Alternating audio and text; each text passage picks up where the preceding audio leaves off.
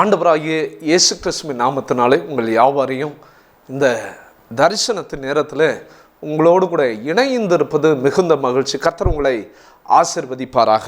இந்த நாளுக்கான கர்த்தருடைய வார்த்தை மார்க்கு எழுதின சுவிசேஷ நூல் 9வது அதிகாரம் 23வது வசனம் சொல்லுகிறது, இயேசு அவனை நோக்கி, நீ விசுவாசிக்க கூடுமானால் விசுவாசிக்கிறவனுக்கு எல்லாம் கூடும் என்று சொல்கிறார். வேதம் அதுதான் சொல்கிறது. நீ விசுவாசிக்க கூடுமானால் ஆகும், விசுவாசிக்கிறவனுக்கு எல்லாம் கூடும். இன்னைக்கு நீங்கள் விசுவாசத்தோடு இந்த வேளையில், இந்த மாலை வேளையில் நீங்கள் கர்த்தரிடத்துல எதை கேட்டாலும் கர்த்தர் உங்கள் வாழ்க்கையில் செய்வார். அவர் செய்யாமல் இருக்க மாட்டார். கர்த்தர் உங்களுக்கு வாழ்க்கையில் நன்மையானதை செய்வார். நன்மையானதை செய்கிறத உங்கள் கண்கள் காணும். ஆனால் ஒரே ஒரு காரியம், விசுவாசம். இன்னைக்கு நாங்கள் அநேக கிராமங்களுக்கு நேராக நாங்கள் போகிற போது ஒரே ஒரு காரியம் செய்வோம், விசுவாசத்தை அந்த இடத்துல விதைப்போம். அதுதான் முக்கியமான ஒன்று. நான் எப்பவுமே சொல்வேன், இன்றைக்கி நிறைய சபைகள் இருக்கிறது. நான் சபைகளுக்கு போகும்போது நிறைய சபைகளை பேசும்போது சொல்வேன், சபை விசுவாசிகள் விசுவாசம் உள்ளவர்களாக இருக்க வேண்டும். ஏன்னு சொன்னால் யாருக்குமே கிடைக்காதது என்னென்னா, இந்த விசுவாசிங்கிற டைட்டிலை கர்த்தர் நமக்கு கொடுத்துருக்குறார். அப்போ யார் அதிக விசுவாசம் உள்ளவர்களோ, யார் விசுவாசிக்கிறவர்களோ, யார் இயேசுவை விசுவாசிக்கிறார்களோ அவர்கள்தான் விசுவாசி. அவர்களுடைய வாழ்க்கையில் எல்லாம் கூடும். ஆண்டவர் எல்லாத்தையும் செய்வார். இன்னைக்கு ஒரு உதாரணத்தை கொடுக்க விரும்புகிறேன். இன்னைக்கு நம்ம நிறைய பேர் சபைகளுக்கு செல்வோம். ஆனால் நம்ம சபைக்கு புதுதாய் விசுவாசிகளை அழைத்து செல்வதே கிடையாது. நம்ம வீட்டு பக்கத்தில் நிறைய பேர் அவிசுவாசிகள் இருப்பாங்க. இயேசுவை அறியாத ஜனங்கள் நம்மை சுற்றிலும் இருப்பார்கள். ஆனால் ஒரு நாளும் அவர்களுக்கு இயேசுவை பற்றின சுவிசேஷத்தை சொல்லுவதும் கிடையாது. நமக்கு தெரிந்த கிராமங்கள் நிறைய இருக்குது. இன்னைக்கு சவுத்தில் பார்த்தீங்க அப்படின்னு சொன்னால், நம்ம சொல்லணும்னா எத்தனையோ 1000 கிராமங்கள் சபை இல்லாமல் இருக்குது. நாங்கள் சொல்லுவோம், எங்களுக்கு தெரிஞ்சது 2 மாவட்டம் தான். ஒன்று அதிகமாக நாங்கள் போகிற மாவட்டங்களை சொல்லக்கூடனா, காஞ்சிபுரம் மாவட்டத்தில் கிட்டத்தட்ட 200 கிராமங்களில் சபைகள் இல்லை.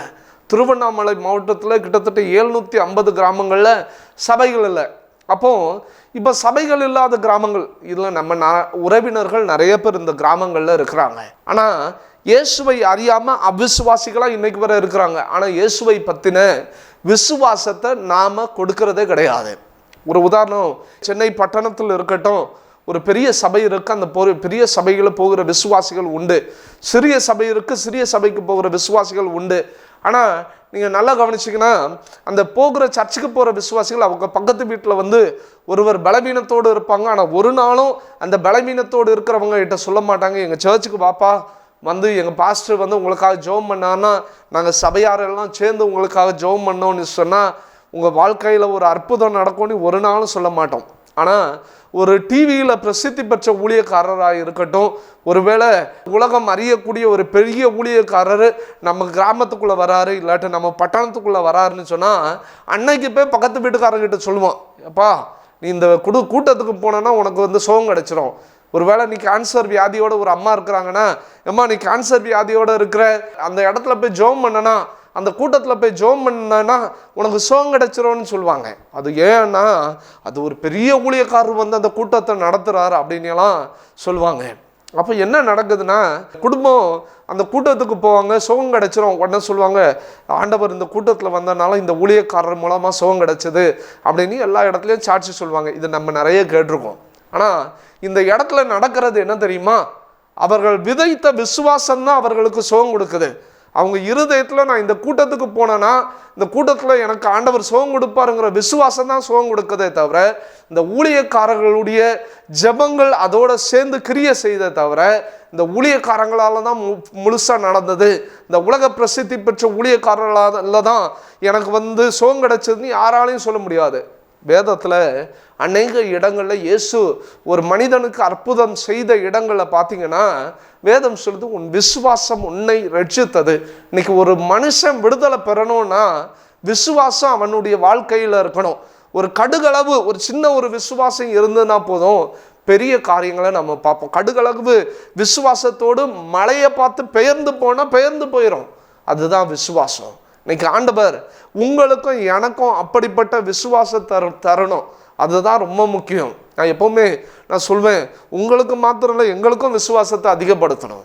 ஏன்னா நிறைய சூழ்நிலைமையில் நாங்களும் விசுவாசத்தில் சோர்ந்து போயிடக்கூடாது. அப்போ விசுவாசம் உள்ளவர்களுக்கு கர்த்தர் எல்லாவற்றையும் செய்வார். இந்த வசனம் சொல்லுது, நீ விசுவாசிக்க கூடுமானால் ஆகும், விசுவாசிக்கிறவனுக்கு எல்லாம் கூடும். இன்னைக்கு நீங்கள் விசுவாசத்தோட நீங்கள் எதை கேட்டாலும் கர்த்தர் செய்வார். உங்களுக்கு வேதத்தில் ஒரு சம்பவம் அழகாக தெரியும், அதை நான் விவரிக்க வேண்டிய அவசியம் கிடையாது. ஆகாப் ராஜாவும் எலியாவும் சேர்ந்து வானத்திலிருந்து எலியா அக்னியை இறக்குற அந்த சம்பவம் தெரியும். ரொம்ப நாள் மழை இல்லாமல் இருக்க தேசத்தில் பஞ்ச நாட்கள் நடக்கு. அப்போ இப்படிப்பட்ட சம்பவம் நடந்த உடனே அதுக்கு அடுத்த வசனங்களில் நீங்கள் அதெல்லாம் முடிஞ்சிடும். அந்த சாப்டர் முடிஞ்சதுக்கப்புறம் எலியா நிறைய கோப்பு விற்கிற தீர்க்கதரிசிகளை கொண்டு போடுவார், பாகால் தீர்க்கதரிசிகளை கொண்டு போடுவார். இதற்கு பின்பதாய் ஒரு சம்பவம் நடக்கும். நிறைய பேர் அதை யோசிக்க மாட்டோம். அந்த வசனம் சொல்கிறது, 1 ராஜாக்கள் 18வது அதிகாரம் 41வது வசனத்தில் எலியா ஆகாப்பை பார்த்து சொல்கிறாரு, நீர் போம், போஜனம் பானம் பண்ணும், பெரும் மழையின் இரைச்சல் கேட்கப்படுகிறது என்கிறார். அவர் சொல்றாரு, ஆகாப் ராஜா நீங்க போங்க, அவ்வளோதான், நீங்க போயிடணும், இப்போ பெரிய மழை வரப்போகுது, அதோட இரைச்சல் எனக்கு கேட்குது, நீ விசுவாசத்தோட சொல்றாரு. இப்போ அடுத்த வசனங்களில் வாசிக்கனா 42வது வசனம் சொல்லுகிறது, 1 ராஜாக்கள் 18வது அதிகாரம் 42வது வசனம் சொல்லுகிறது, ஆகாப் ராஜா போஜனம் பானம் பண்ண அவன் சென்றான்.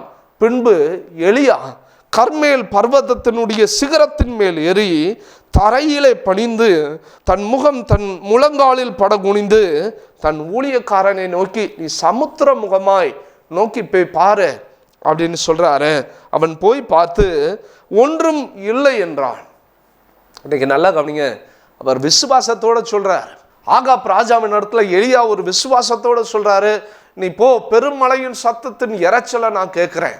இன்னைக்கு நான் ஒரே ஒரு காரியம் சொல்வேன், பாஸ்டர் என்கிட்ட ஒன்றுமே இல்லை பாஸ்டர், ஒன்றும் இல்லை பாஸ்டர், நாங்கள் செய்கிறதுக்கு ஒன்றும் இல்லை அப்படின்னா நான் விசுவாசத்தை கொடுக்கக்கூடும். இந்த மாலை வேளையில் கர்த்தர் உங்களுக்கு ஒரு விசுவாசத்தை கொடுக்குறார். என்ன தெரியுமா, ஒன்றும் இல்லைன்னு சொல்லாங்க, உங்ககிட்ட இருக்கிறது கொஞ்சமாக இருந்தாலும் அந்த கொஞ்சத்தை பெருக பண்ணுகிறவர் அவர் எல்லாத்தையும் செய்வார். அவர் விசுவாசத்தோடு செய்கிறாரு. சொல்லுகிற காரியம், நீங்கள் போய் சாப்பிடுங்க. ஆகாப் ராஜாவை பார்த்து சொல்கிற, நீங்கள் போய் நீங்கள் சாப்பிட ஆரம்பிங்க, பெரும் மழையின் இரைச்சல் சத்தம் எனக்கு கேட்குது அப்படிங்கிறாரு. அப்புறம் தான் ஒரு ஊழியக்காரனை பார்த்து சொல்கிறாரு, கர்மேல் பர்வதத்தின் சிகரத்தின் மேலே ஏறி தரையில் குனிந்து ஆண்டவரை நோக்கி பணிந்து அந்த இடத்துல அவனுடைய மனுஷனை நோக்கி சொல்கிறாரு, அவனுடைய ஊழியக்காரனை நோக்கி சொல்கிறாரு, சமுத்திர முகமாக நோக்கி பாரு, ஏதாவது தெரியுதா? அவன் சொல்கிறான், ஒன்றுமே தெரில. அவர் சொல்கிற காரியம் அந்த வசனத்தில், நீ என்ன 7 முறை போய் பாரு அப்படின்னு சொல்கிறாரு. அவன் நீங்கள் நல்லா யோசனை பண்ணீங்கன்னா நான் நிறைய நாள் சொல்லுவேன், 7 முறை போய் பாருன்னு சொல்லி தீர்க்கதரிசியானவன் சொல்லிட்டாரு. ஆனால் அந்த ஊழியக்காரனுடைய கீழ்ப்படிதலை இந்த இடத்துல பார்க்குறேன். முதலாவது காரியம், விசுவாசத்தோட அந்த ஆகாப்பிட்ட இடத்துல எலியா சொல்லுகிற அந்த வார்த்தை, பெருமழையின் இரைச்சல் சத்தம் கேட்குது, நீங்கள் போங்க. அப்போ விசுவாசத்தை அங்கே பார்க்குறேன்.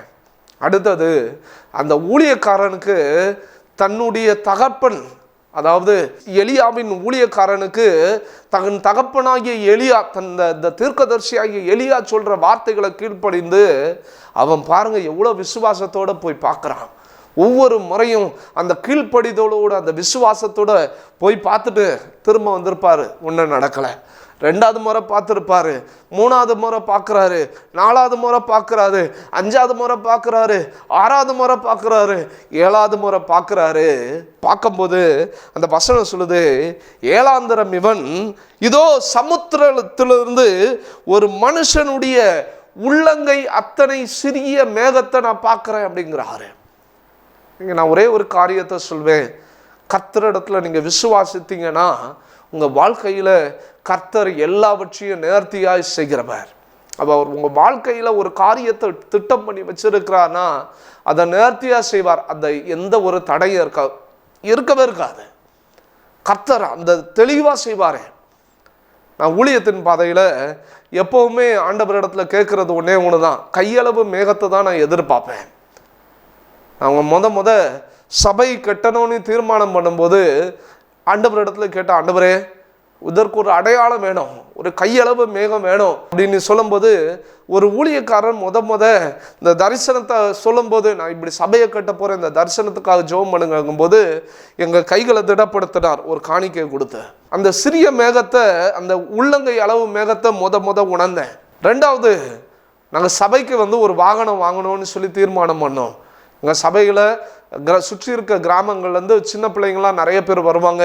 அவங்கள கூட்டிகிட்டு வர வாகனம் வாங்கணும்னு டிசைட் பண்ணோம். கர்த்தர் அப்போவும் ஒரு ஊழியக்காரர் மூலமாக, பாஸ்டர் ஆண்டவர் எனக்கு ஏவுதல் கொடுத்தாரு, எதுக்கும் உங்களுக்கு காணிக்க கொடுக்கணும்னு சொன்னார், உங்களுக்கு அனுப்பியிருக்கிறேன் அப்படின்னாரு. ஒரு நல்ல பிரசித்தி பெற்ற ஊழியக்காரர். அவர் அனுப்பும்போது அந்த உள்ளங்கை அளவிலான அந்த மேகத்தை என் கையில் நான் உணர்ந்தேன், அந்த ஆசீர்வாதத்தை என் கையில் உணர்ந்தேன். அதுக்கப்புறம் என் சர்ச்சிலுடைய என்ன காரியங்களை நான் செய்யலைனாலும் அந்த உள்ளங்கை அளவு மேகத்தை என் கைகளில் நான் பார்க்க ஆரம்பித்தேன். ஆசீர்வாதம் ஒரு சிறிய ஆசீர்வாதமாக தான் இருக்கும், ஆனால் அது என்னுடைய ஊழியத்தில் பெரிய ஆசீர்வாதமாக மாறுறத என் கண்கள் பார்த்துது. இப்போ பார்த்தீங்க அப்படின்னு சொன்னால், கர்த்தர் இந்த வருடத்தில் எங்களுக்கு ஒரு தரிசனத்தை கொடுத்தார். வேதாகம கல்லூரி என்கிற ஒரு தரிசனத்தை கொடுத்தார். நான் எப்போவுமே கேட்பேன், ஆண்டவரே எனக்கு ஒரு அடையாளத்தை கொடுக்கணும், நான் ஒரு காரியத்தை செய்யணும்னா ஒரு அடையாளம் இருக்கணும் அப்படிங்கும்போது அந்த அடையாளத்தை நான் ஆண்டவர்கிட்ட கேட்டுகிட்டே இருப்பேன். அப்போ ஒரு காரியம் எனக்கு என்ன அப்படின்னு சொன்னால், நான் எந்த காரியங்கள்லாம் செய்ய ஆரம்பிக்கிறேனோ அந்த சமயங்கள் பார்த்தீங்கன்னா மே மாதத்தில் செஞ்சாலும் சரி, அந்த சமயங்களில் மழையினால ஆண்டவர் ஆசீர்வாதத்தை கொடுப்பார். நான் ஒவ்வொரு டைமும் நாங்கள் சர்ச்சை டெடிகேட் பண்ணோமா, சரியான மழையில் சர்ச்சை டெடிகேட் பண்ணோம். நாங்கள் காரை வாங்கிட்டு வந்தோமா, மழையோடு தான் காரை வாங்கிட்டு வந்தோம். சர்ச்சை ஒரு ஓரிக்கை சர்ச்சை டெடிகேட் பண்ணோமா, மழை சூழ்நிலைகளில் தான் நாங்கள் அதை டெடிகேட் பண்ணோம். இப்படி எல்லாமே பார்த்தீங்க அப்படின்னு சொன்னால் மழையும் எங்களுக்கு ஒரு அடையாளம். அப்போது இந்த சமயத்தில் ஆண்டவர் இடத்துல கேட்டேன், ஆண்டவரே வேதாகம கல்லூரி ஆரம்பிக்க ஒரு தரிசனம் கொடுத்துருக்கீங்க, நாங்கள் ஊழியம் செய்கிறது கிராமத்தில், எங்கள் கை எம்டியாக இருக்குது, நாங்கள் ஒன்றுமே செய்ய போகிறதில்ல, எங்கள் கையில் ஒன்றும் கிடையாது, ஆனால் நாங்கள் வேதாகம கல்லூரியை நடத்தணும், எப்படி நடத்த போகிறோம் ஒன்றுமே தெரில ஆண்டவரே, அந்த விஷனை நீங்கள் கொடுத்தீங்க, அதுக்கான ஒரு அடையாளத்தை காமிங்க அப்படின்னு சொல்லிட்டு அந்த அடையாளத்துக்கு அது பண்ணும்போது ஒரு பாஸ்டர் அவர் சொன்ன எனக்கு அனுப்பியிருந்தார், ஒரு சின்ன நோட்டோடு அனுப்பியிருந்தார். இது உங்கள் வேதாகம கல்லூரிக்காக நான் கொடுக்குற முதல் காணிக்கைன்னு எனக்கு அனுப்புனார். அப்போது நான் உணர்ந்தேன், கையளவு மேகத்தை என் கைகளில் பார்க்குற ஆண்டவரேன்னு சொல்லி. நீங்கள் ஒருவேளை இதை கேட்டுட்ருக்க உங்கள் வாழ்க்கையில் எதற்கு இதெல்லாம் சொல்கிறேன்னா, உங்கள் வாழ்க்கையில் ஒரு ஊக்கப்படுத்துகிறேன், உங்கள் வாழ்க்கையில் ஒரு இன்னும் விசுவாசத்தை அதிகரிக்க நான் இந்த வார்த்தைகளை சொல்லி கொண்டு இருக்கிறேன். அந்த வசனம் சொல்லுகிறது, அதோ அவன் சமுத்திரத்திலிருந்து ஒரு மனுஷனுடைய உள்ளங்கை அத்தனைய சிறிய மேகம் காணப்படுகிறது, எழும்புகிறது என்றான். அப்பொழுது அவன், நீ போய் ஆகாப்பை நோக்கி மழை உம்மை தடை செய்யாதபடிக்கு ரதத்தை பூட்டி போய்விடும் என்று சொல் என்றான். நல்லா கவனிங்க, இங்கே அவருக்கு எதிராக நிற்கிறது பார்த்தீங்கன்னா ஆகாப்புடைய மனைவி தான். ஆனால் அவருக்கு மேலே ஒரு கரிசனையை பாருங்கள். இந்த எலியா தீர்க்கதரிசிக்கு நீ போய் சொல்லுப்பா, அவனை அனுப்பி வைப்பா, அவன் மழையில் நனைஞ்சிட போகிறான், பெரிய மழை வரப்போகுது, நான் விசுவாசத்தோடு நான் சொல்கிறேன்.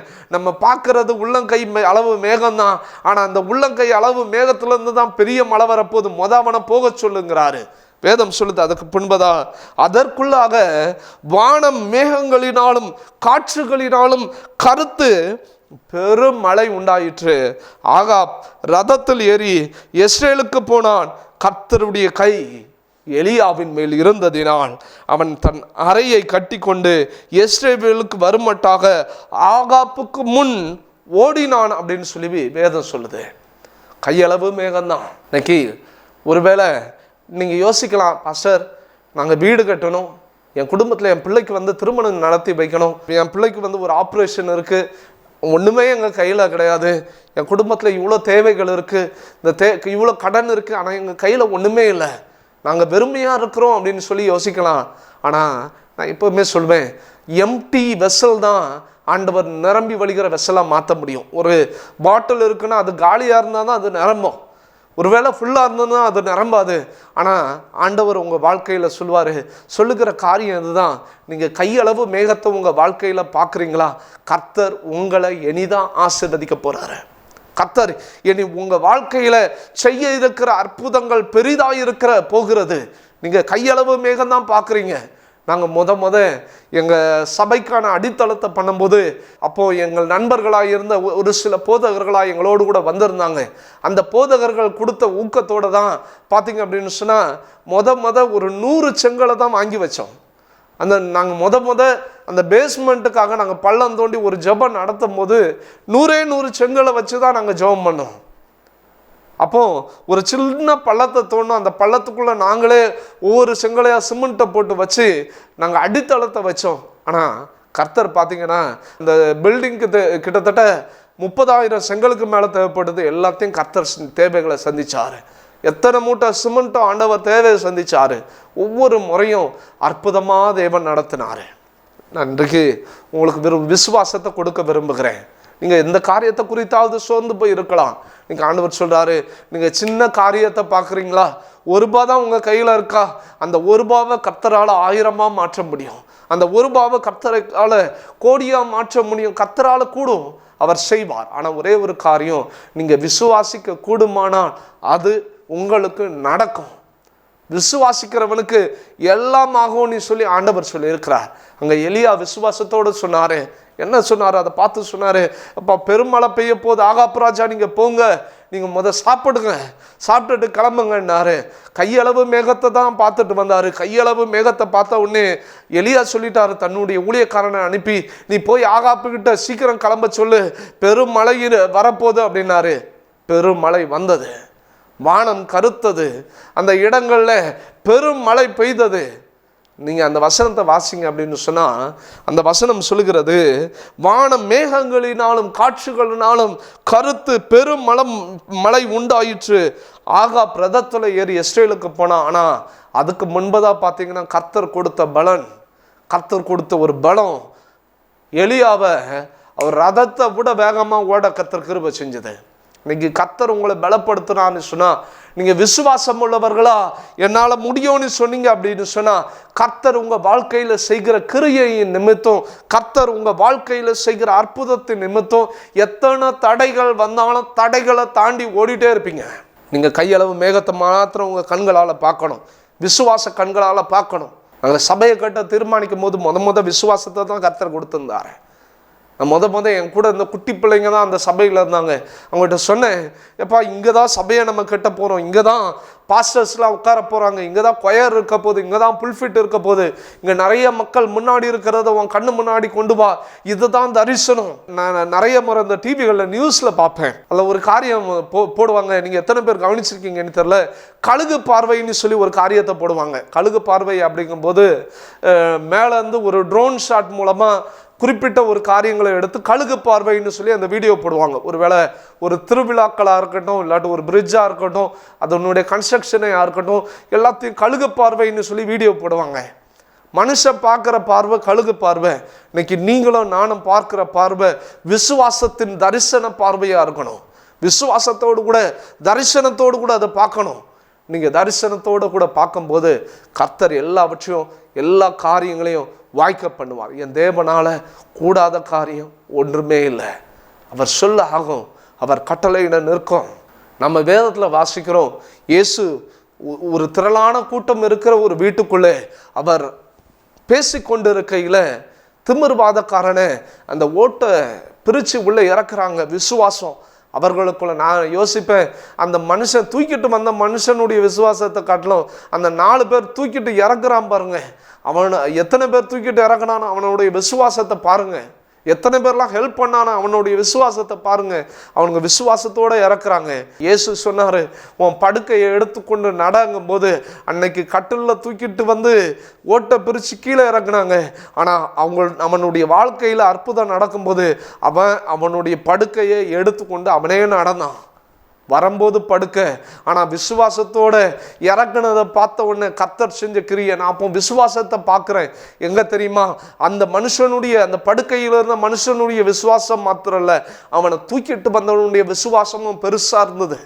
ஓட்டை கலத்தியாவது கீழே இறக்குவோம். நான் இன்னைக்கு சொல்கிறேன், உள்ளங்கை அளவு தான் ஒன்றும் இல்லாமல் இருக்கிறேன் பாஸ்டர். நீங்கள் யோசனை பண்ணலாம், கர்த்தர் உங்கள் கரங்களை திடப்படுத்துவார், கர்த்தர் உங்களை பலப்படுத்துவார். நீங்கள் செய்கிற காரியங்கள் எல்லாம் கர்த்தர் கூட இருந்து வெற்றியை கட்டளையிடுவார்.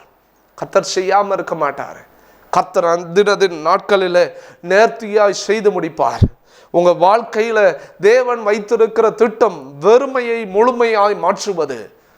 நீங்க எப்போ காலியா இருக்கிறேன் அப்படின்னு சொல்றீங்களோ, கர்த்தர் உங்களுடைய பாத்திரங்களை நிரம்பி வழிய பண்ணுவார். உங்க பாத்திரங்கள் நிரம்பி வழியும். நீங்க விசுவாசத்தோடு செய்றீங்களா, உங்க பாத்திரத்தை நிரம்பி வழிய செய்வார். உங்க சத்துருக்கள் கண்களுக்கு முன்பதாய் உங்களுக்கு ஒரு பந்தி ஆயத்தமாக்கப்படும். உங்க தலையை எண்ணெயால் அபிஷேகம் பண்ணுவாரு. உங்க சத்துருக்கள் அதெல்லாம் பார்ப்பாங்க. உங்க பாத்திரம் நிரம்பி வழிகிறத பார்ப்பாங்க. உங்க ஜீவனுள்ள நாளெல்லாம் நன்மை கிருபை உங்க சூழ்ந்து கொள்ளுகிறத பார்ப்பாங்க. உங்க பிள்ளைகள் உங்க பந்தியை சுற்றிலும் ஒளிவ மர கன்றுகளை போல இருக்கிறத பார்ப்பாங்க. பாக்கியமும் நன்மையும் உங்களுக்கு உண்டா இருக்கிறத பார்ப்பாங்க. கர்த்தரை நம்பி இருக்கிற மனுஷன் இவ்விதமாய் ஆசீர்வதிக்கப்படுகிறத உங்கள் சத்துருக்கள் பார்ப்பாங்க. ஆனா நீங்க பார்க்கறது என்ன தெரியுமா? கையளவு மேகம்தான், சின்ன ஒரு விசுவாசம் தான், கடுகளவு விசுவாசம் தான் உங்களுக்கு இருந்தால் போதும். கர்த்தர் உங்க வாழ்க்கையில பெரிய காரியங்களை செய்வார், பெரிய காரியங்களை செய்வார். கர்த்தர் அற்புதத்தை செய்கிற தேவன். நீங்க எந்த அற்புதத்தை எதிர்பார்த்து இருந்தாலும் சரி, ஆண்டவர் இன்னைக்கு உங்க வாழ்க்கையில ஒரு அற்புதத்தை செய்வார். அன்னைக்கு கையளவு மேகத்தை பார்த்த அந்த ஊழியக்காரன் அவன் சொன்னான், கையளவு மேகம்தான், ஆனால் அதிலிருந்து தான் பெருமழை வந்தது. ஆண்டவர் விசுவாசத்தோடு அவரை ஓட பண்ணினாரு. எலியா விசுவாசத்தோட ஓட ஆரம்பிச்சாரு. ஓடினாரு, ரதத்தை கூட வேகமாக ஓடினார். கர்த்தர் பலத்தையும் கொடுத்தாரு. நீங்கள் விசுவாசித்தீங்கன்னா உங்கள் தேவையை சந்திப்பார். அந்த தேவையை சந்திக்கக்கூடிய ஒரு பலத்தையும் கர்த்தர் உங்களுடைய வாழ்க்கையில் கொடுப்பார். கர்த்தர் உங்களோடு கூட இருந்து செய்கிற காரியங்கள் எல்லாம் பயங்கரமாக இருக்கும். ஒரே ஒரு சாட்சியை உங்களுக்கு முன்பதாய் நான் சொல்லி முடிக்கிறேன். நாங்கள் உத்திரமேரூர் என்கிற பகுதியில் ஒரு கிராமத்தில் ஊழியர் செய்த போது ஒவ்வொரு நாளும் ஒரு இடத்துல கொண்டு எங்களுடைய காரை பார்க் பண்ணுவோம். அது ஒரு ஃப்ளாட்னால ஒரு பிளாட் இருக்கிற இடத்துல நாங்கள் எங்கள் இடத்த கொண்டு விடுவோம். அப்போ ஒவ்வொரு நாளும் விடும்போது ஆண்டவரே ஒவ்வொரு சமயமும் நாங்கள் வீடுகள் தோறும் தான் இயேசுவை பற்றி சொல்லிட்டு வரோம். ஆண்டவரே ஒருவேளை இந்த இடம் எங்களுக்கு கிடைச்சா நல்லா இருக்கும் அப்படின்னு சொல்லியிருந்தாங்க. அப்போ அந்த இடத்த குறித்து ஒரு சகோதரி கொண்டு வந்தாங்க. அந்த டாக்குமெண்ட்ஸ் எங்கள் கையில் கொண்டு வந்தாங்க. அதுக்கு முன்பு தான் நாங்கள் கேட்டோம், ஆனால் தர முடியாது, இது குறிப்பிட்ட ஒரு கோவிலுக்காக நாங்கள் வைத்திருக்கிறோம், அதனால் உங்களுக்கு தர முடியாது அப்படின்னாங்க.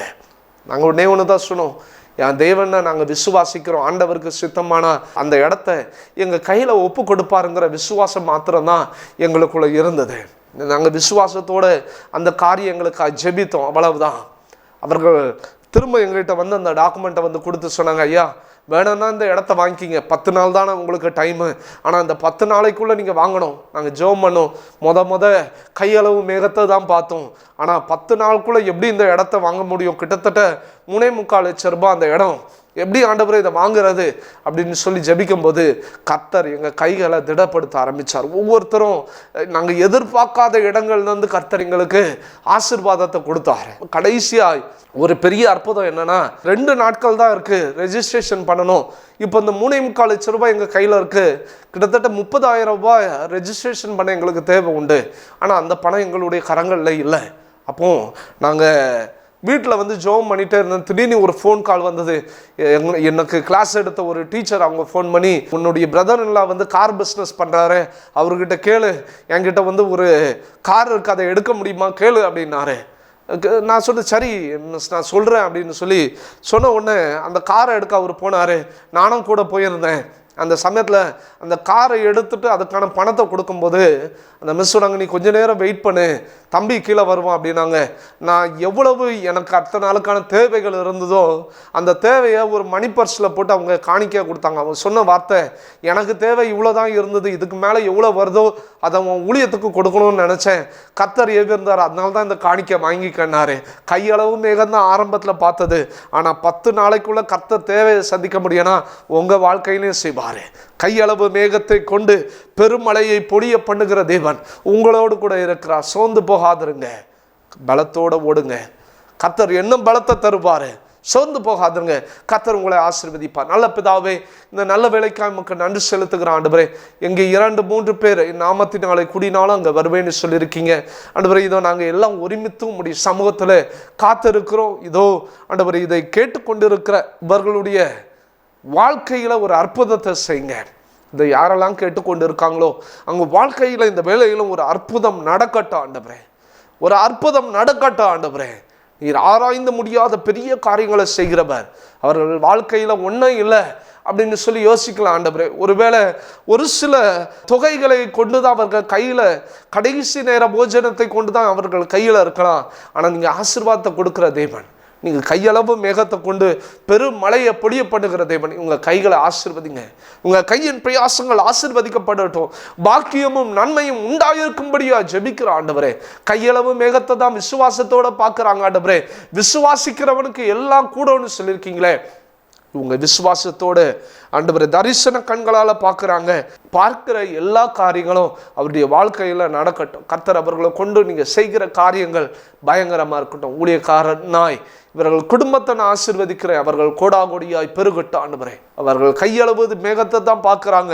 இதன் மூலமாக இவர்கள் பெரிய ஆசீர்வாதத்தை இவர்கள் வாழ்க்கையில் காணட்டும். கர்த்தர் அற்புதத்தை காணப்படுங்க. இவர்கள் வாழ்க்கையில் அடையாளங்களை காணப்படுங்க.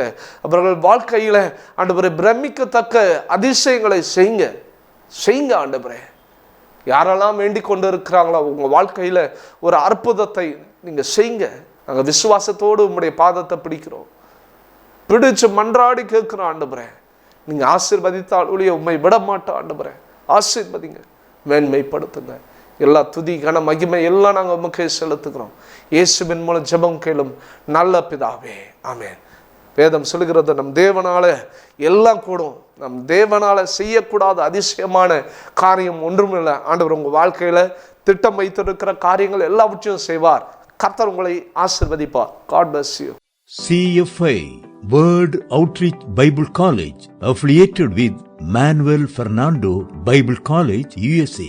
Admission open. Courses offered: Diploma in Theology, duration 2 years. Bachelor in Theology, duration 3 years. கல்வி தகுதிகள் 10th, 12th and any degree. படிக்க எழுத தெரிந்தவர்கள் தேவனுடைய அழைப்பின்படி விருப்பப்பட்டால் படிக்க உங்களுக்கு பரிசீலிக்கப்படும். வயது வரம்பு 15 முதல் 25 வரை மட்டும். திருமணம் ஆகாதவர்கள் ஆண்கள் மட்டுமே. வேதாகம கல்லூரியில் படிக்க விரும்புகிறவர்கள் தங்கி படிக்க வேண்டும். உணவு தங்குமிடம் இலவசம். தரிசன தலைவர்களால் பாடம் நடத்தப்படும். 4 நாட்கள் வேதாகம கல்லூரியில், 3 நாட்கள் பணித்தள ஊழியங்கள்.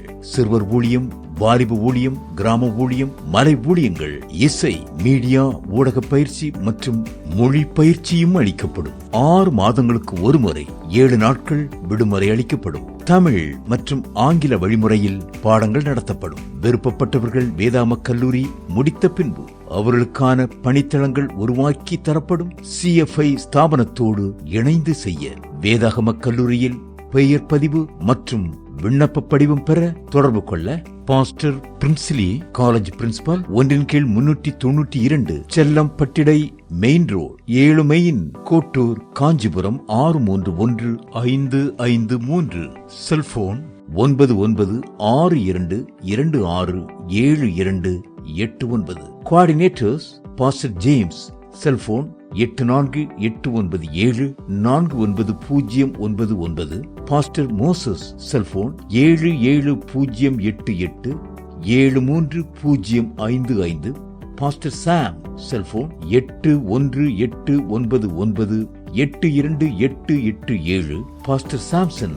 செல்போன் 9432799209.